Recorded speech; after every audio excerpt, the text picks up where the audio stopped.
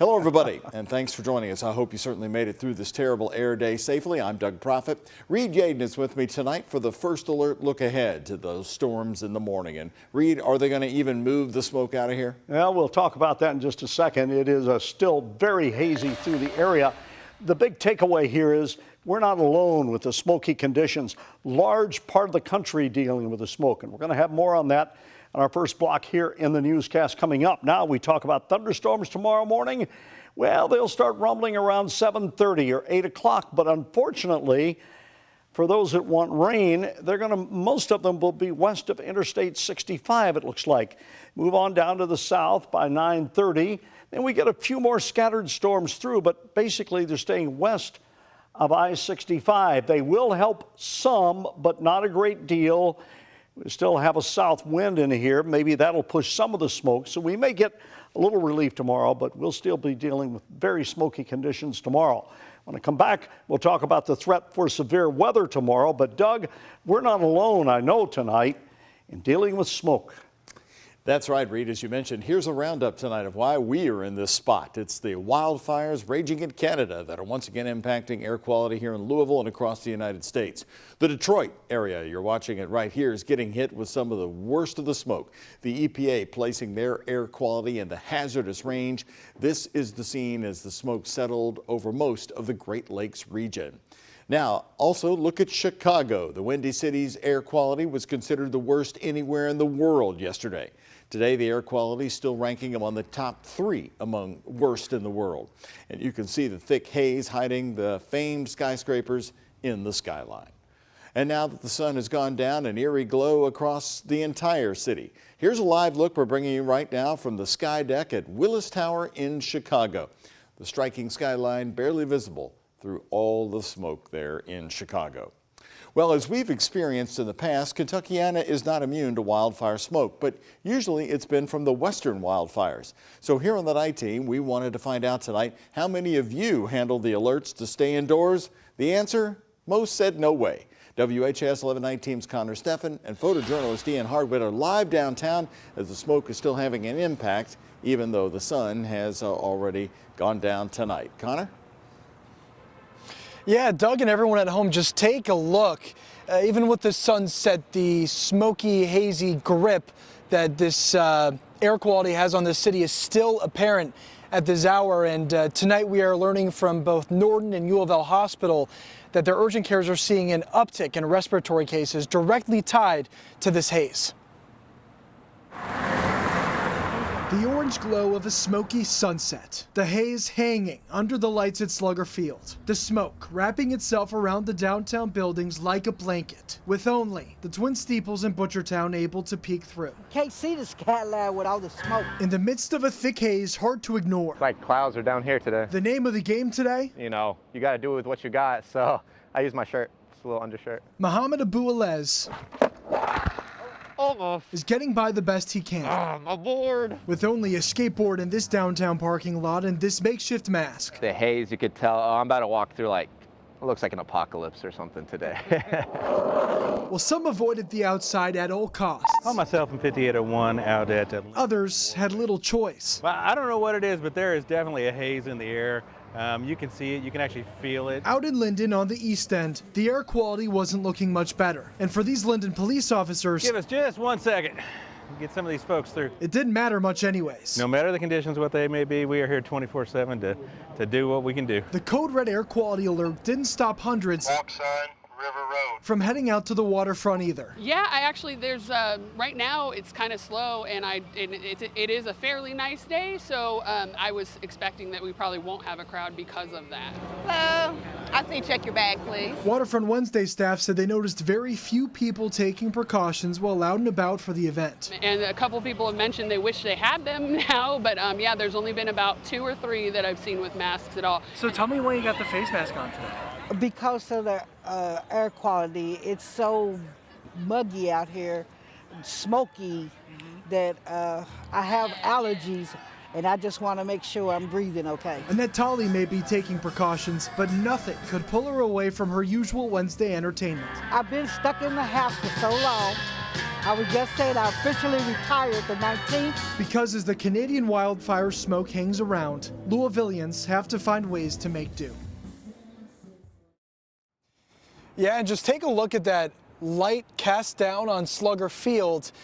The eerie thing about it is what makes it so crisp is that poor air quality right now we're seeing. Now that poor air quality will continue through tonight.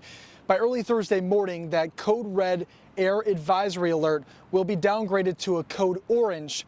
So still poor, but a slight improvement. We're live in downtown Louisville. Connor Steffen, the WHAS 11 night team on your side. All right, Connor, thank you very much. You and Ian there really showing us the smoke under those lights tonight. Also, news since 6, a woman charged with stabbing a 6-year-old boy, and another woman is facing new charges tonight after police say she tried to escape while being booked into the jail tonight in downtown Louisville. Police arrested 28-year-old Sequoia Porter this afternoon for the stabbing this morning near PRP. In arrest documents, investigators say Porter stabbed her son and sister multiple times. Porter's 9-year-old daughter told detectives that Porter held the boy over the balcony railing while saying, quote, "Die, demon." After her arrest, police say Porter was in a holding cell downtown waiting to be booked into the jail when she slipped out of her handcuffs and ran off. Officers quickly found her nearby tonight on Liberty Street between 6th and 7th. And tonight, WHS 11 Night team's Taylor Woods and photojournalist Elijah McKenzie went back to that apartment complex where they're talking to neighbors about the incident. What'd they tell you, Taylor?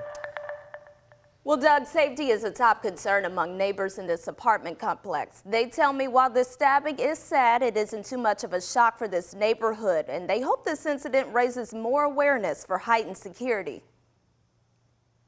Around 6:30 this morning, Louisville Metro Police responded to a stabbing at the Foundry Apartments on Brunch Drive near Pleasure Ridge Park. That's where they found a woman injured and a 6-year-old boy who'd been stabbed several times. He's badly injured. Taya Lindsay lives in the apartment complex. It's sad, but it's not really common. I feel like Louisville's a dangerous place now. According to police, the accused attacker, 28-year-old Sequoia Porter, who they believe is a relative to the victims. Porter fled the scene after the stabbing. LMPD later discovered her hiding in a nearby wooded area. Neighbors say incidents like this do not come as a surprise. I do feel comfortable walking around my neighborhood, but I mean, there do be like little sketchy stuff that do be happening over here to kind of make you be like, let me go in the house. Porter is facing 2 charges of attempted murder and 2 charges of first-degree assault. Jade Smith and Taya Lindsay have been living in this complex since March and say there is no sense of community among neighbors. No, everyone kind of does their own thing. Within 3 months, I can say everyone's to their self here. Although safety is a top concern, they are hoping the stabbing incident brings more attention for heightened security at the apartment complex. I feel like security, they rode through here, they do what they got to do, but we need some more security throughout the night. I mean, things happen at night. And they're hoping and praying that the woman and boy have a speedy recovery from their injuries. I hope he's okay, and I hope that nothing that nothing goes bad while he's recovering.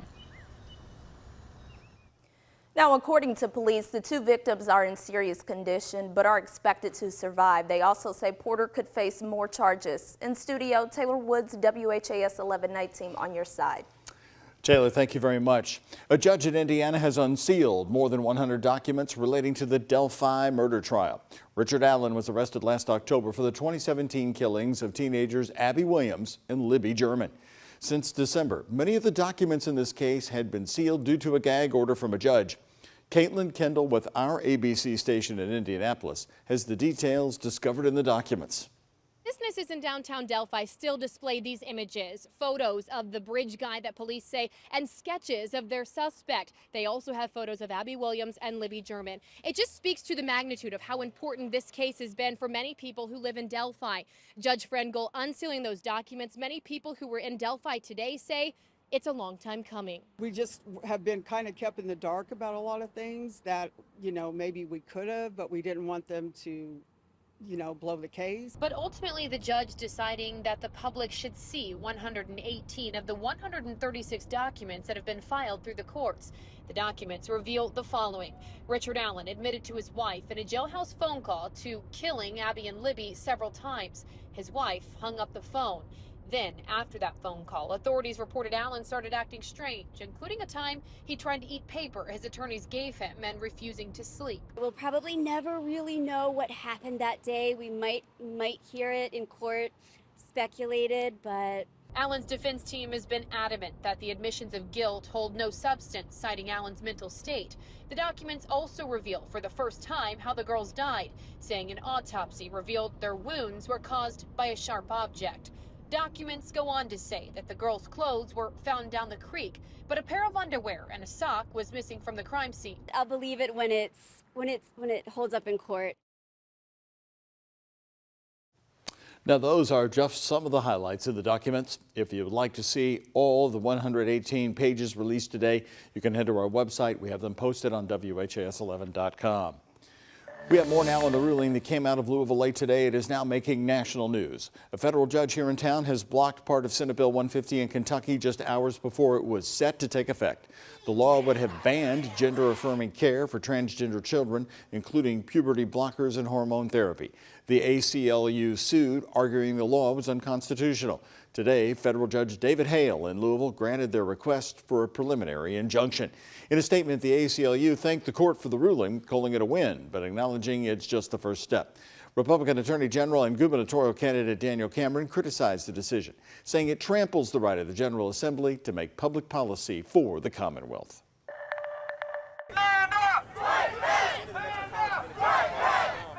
The scene today at Worldport as UPS workers were making noise in this practice picket line today as the union is negotiating a new contract with the delivery company. Workers held up signs saying this is just practice for a just contract.